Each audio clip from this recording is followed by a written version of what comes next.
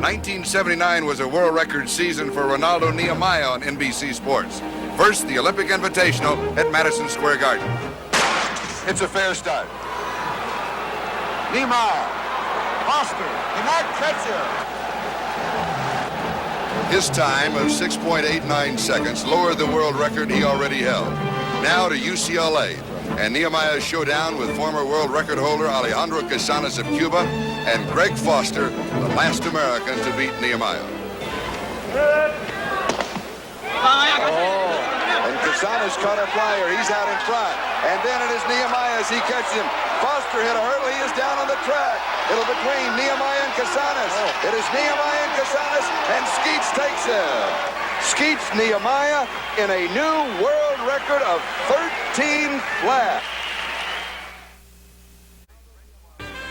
2 years ago here at UCLA, Greg Foster had his first showdown with Renaldo Nehemiah. Renaldo Nehemiah, the freshman from Maryland, is in lane 4. D.D. Cooper of San Jose State is in lane 5, and Greg Foster, the sophomore from UCLA, is in lane 6. There is the race.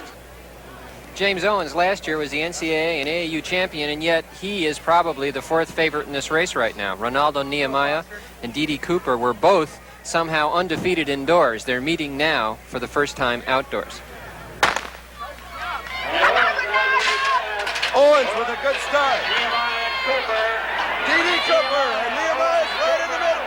And here comes Greg Foster. Foster with a great speed. So Foster won his first confrontation with Renaldo Nehemiah 2 years ago here at UCLA.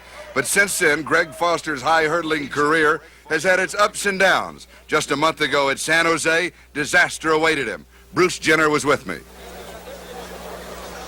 10 flights of hurdles.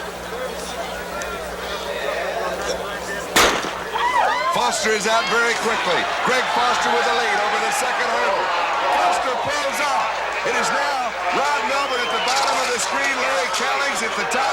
In the middle, Tony Campbell with a challenge. It is Rod Melbourne leading at the tape with Callings and Campbell right behind him.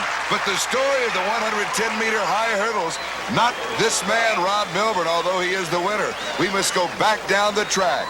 Over the third hurdle, stumbling into the fourth hurdle, Greg Foster went down. Bruce, we have a special isolated camera. Let's see if we can see what happened. He seems to go through the first 2 hurdles with no trouble. The thing to watch is how his legs come down on the track. That's usually what will happen when a hamstring will go. The first 2 hurdles with no trouble. A little bit of a stumble right there. The next one, he hits the hurdles, comes down funny on his leg right there, and there he pulls his hamstring. You can see him grabbing for his right leg as he falls through the next hurdle, trying to favor that right leg, and down he goes.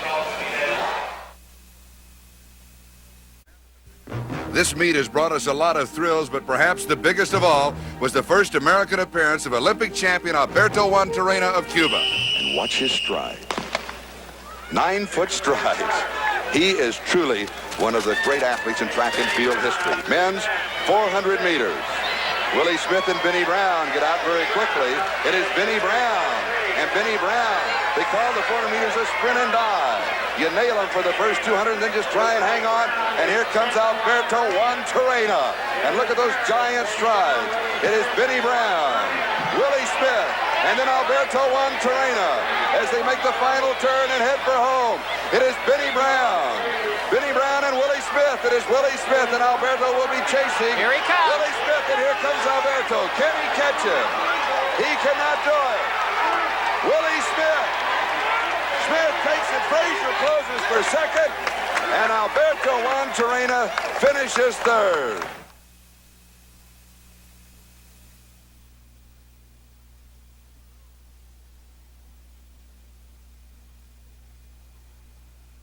And now Lacey makes his move. 2:56.3, I think. 2:56.3. We may see it. You're under world record pace. And Cummings with a 59.2. Oh, they're gonna do it. Coghlan takes the lead. 2 or 3 is gonna do it. Here comes Steve. We could have 3 runners under the world map. Here comes Scott. Scott makes his move. It is Eamonn Coghlan, Steve Scott, and then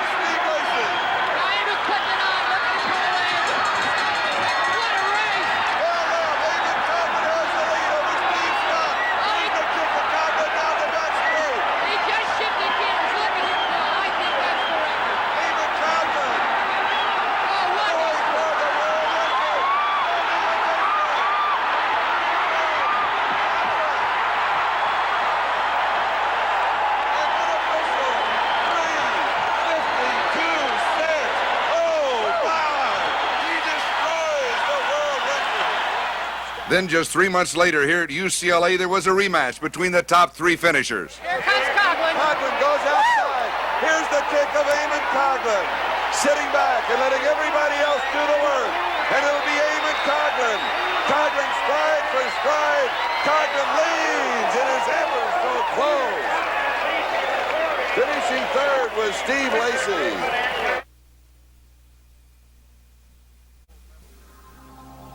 Four-time Olympic gold medal winner Al Oerter probably knows as much about throwing a discus as any man alive.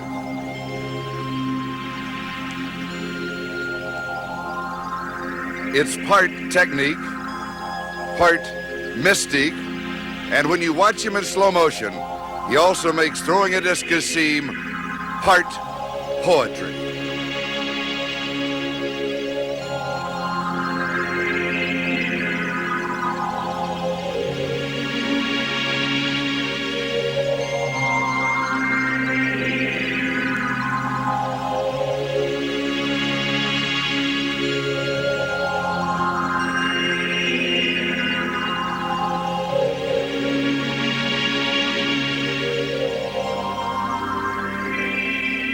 This is the discus. It's an Olympic event since very early times. It's an ancient event. An athlete has to be fairly strong to throw this thing, even though it's only 2 kilograms, 4.4 pounds. It's like 2 dinner plates inverted on one another. And it's thrown from a circle, a cement circle normally, that's 8 foot 2.5 inches in diameter. The athlete spins within the circle, throws the discus, and then he has to exit through the back of the circle. If he were to exit through the front or to step on the ring, that would be a foul, and he would not have that throw recorded in his favor. We throw the discus into a 40-degree arc. It has to land within the arc. It's measured from the point of impact to the front of the circle. What the athlete attempts to do is to force the hips before the shoulders, and it's an uncoiling motion that really provides the transfer of energy from the spinning motion to the flight of the discus. An athlete will stand in the opposite direction to the throw. I'm going to throw that way. It's to balance himself initially. It's 1.5 turns, and the throw occurs right there.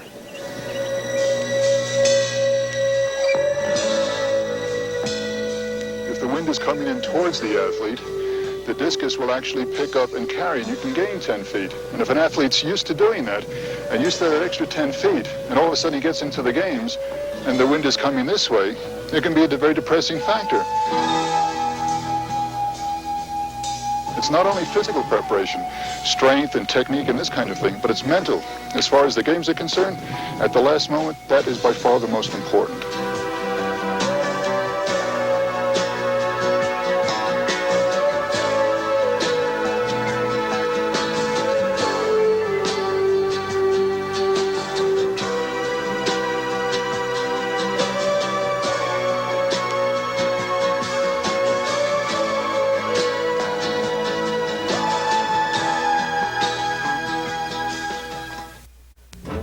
It is said that Al Oerter is the greatest athlete in Olympic history.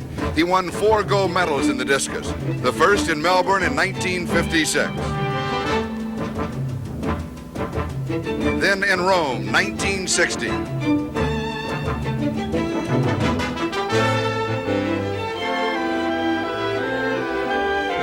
Tokyo in 1964 was number 3. And his record 4th gold medal came in Mexico City in 1968.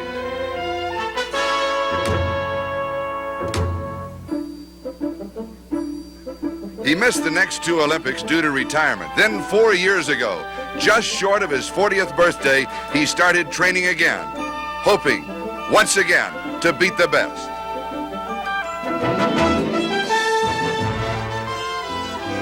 I've been thinking about it for lots of years. I really felt that I cheated myself by not going to Munich. I thought that I could have competed very effectively in Montreal. And it just came to me, just why not start again? Why not start again? So Al Oerter did, pushing his 39-year-old body to the limit.